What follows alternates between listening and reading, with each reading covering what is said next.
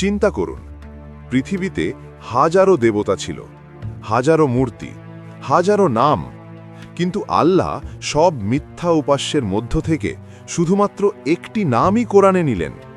সেই নামটি হল বাল। কেন? কি এমন ছিল এই বালের মধ্যে? কি এমন ভয়ঙ্কর ইতিহাস লুকিয়ে আছে যা আল্লাহ নিজে কোরআনে তুলে ধরলেন? আজ সেই রহস্য খুলব। হাজারো মূর্তির মধ্যে কোরআন কেন শুধু বাল দেবতার নাম নিল? কে এই বাল দেবতা?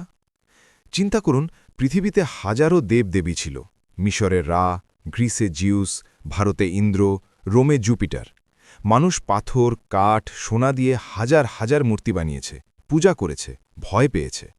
কিন্তু আল্লাহ সুবহানাহু ওয়া তাআলা সমস্ত মিথ্যা উপাস্যের মধ্যে থেকে শুধুমাত্র একটি নাম কোরআনে বিশেষভাবে উল্লেখ করলেন।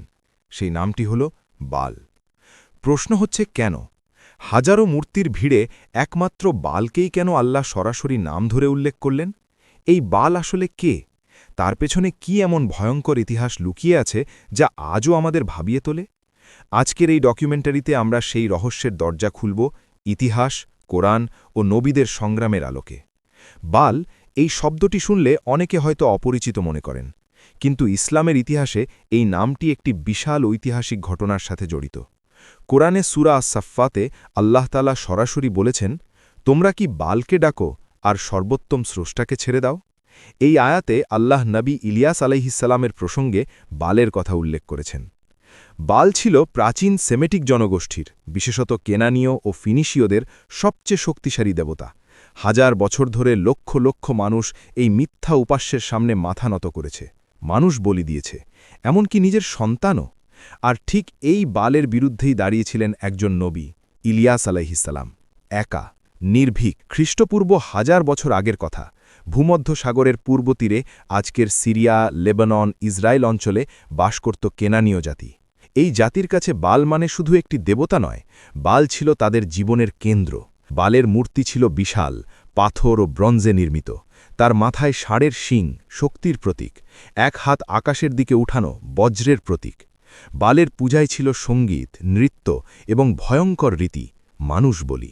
এই ছিল বাল, ক্ষমতার মিথ্যা প্রতীক। নবী মুসা আলাইহিসসালামের পর বনি ইসরায়েল কেনান ভূমিতে প্রবেশ করে।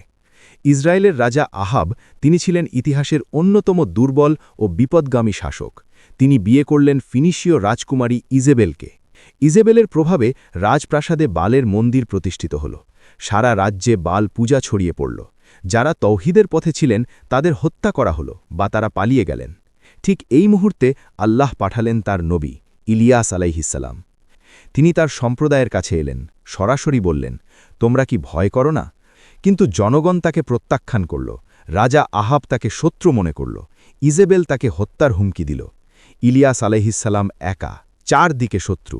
তৌহিদের পথে তিনি হাঁটছেন পাথুরে মাটিতে, কাঁটার উপর দিয়ে। কিন্তু তিনি থামেননি।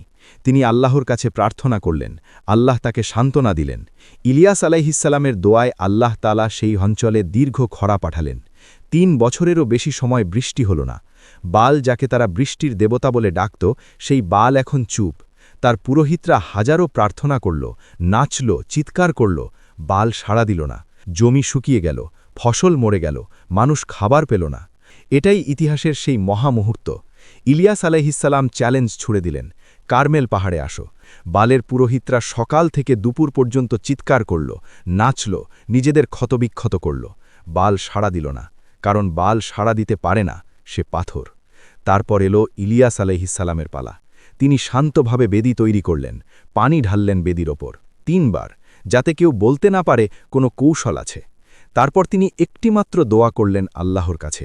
পুরো দোয়া ছিল তৌহিদের ঘোষণা, হে আল্লাহ, আজ প্রমাণ করো যে তুমিই একমাত্র সত্য। এবং তখন আকাশ থেকে আগুন নামল, বেদি পুড়ে গেল, পানি শুকিয়ে গেল, পাথর পর্যন্ত ছাই হয়ে গেল। জনতা স্তব্ধ, তারা মাটিতে পড়ে গেল। মুখ থেকে বের হলো একটি বাক্য, আল্লাহই প্রভু, আল্লাহই প্রভু। বাল পরাজিত হল, কারণ বাল কখনো জয়ী হয়নি, সে ছিল মানুষের তৈরি একটি মিথ্যা শক্তি। আর আল্লাহ তার প্রিয় নবী ইলিয়াস আলাইহিসসালাম সম্পর্কে কোরআনে বললেন, আমরা তার উপর পরবর্তীদের মধ্যে এই কীর্তি রেখে দিলাম, ইলিয়াসের প্রতি সালাম। আজকের এই গল্প শুধু একটি ঐতিহাসিক ঘটনা নয়, এটি একটি চিরন্তন সত্যের দলিল। আল্লাহ কোরআনে শত শত মূর্তির মধ্যে বিশেষভাবে বালের নাম নিয়েছেন, কারণ বাল ছিল মানব ইতিহাসের সবচেয়ে বড় মিথ্যা শক্তির প্রতীক। সে ছিল ক্ষমতা, আধিপত্য এবং পার্থিব লোভের দেবতা। আল্লাহ বালকে পরাজিত করে দেখিয়ে দিলেন কোনো মিথ্যা শক্তি আল্লাহর সামনে টিকতে পারে না। নবী ইলিয়াস আলাইহিসসালামের জীবন থেকে আমরা শিখি সত্যের পথ কঠিন হতে পারে, সমাজ বিরোধ করতে পারে, রাজা শত্রু হতে পারে, পরিবার দূরে সরে যেতে পারে, কিন্তু আল্লাহর উপর ভরসা রেখে যে দাঁড়িয়ে থাকে আল্লাহ তাকে একা ছাড়েন না। আজকের পৃথিবীতেও বাল আছে, ভিন্ন রূপে, কখনো অর্থের মোহ, কখনো ক্ষমতার লালসা, কখনো সমাজের চাপে আল্লাহর বিধান ছেড়ে দেওয়া। আমাদের প্রতিদিনের জীবনেও এই পরীক্ষা আসে। আমরা কি বালের পথ বেছে নেব নাকি তৌহিদের পথে থাকব? কোরআনের এই আয়াত আমাদের জন্য একটি চিরন্তন আহ্বান। তোমরা কি আল্লাহকে ছেড়ে বালকে ডাকো?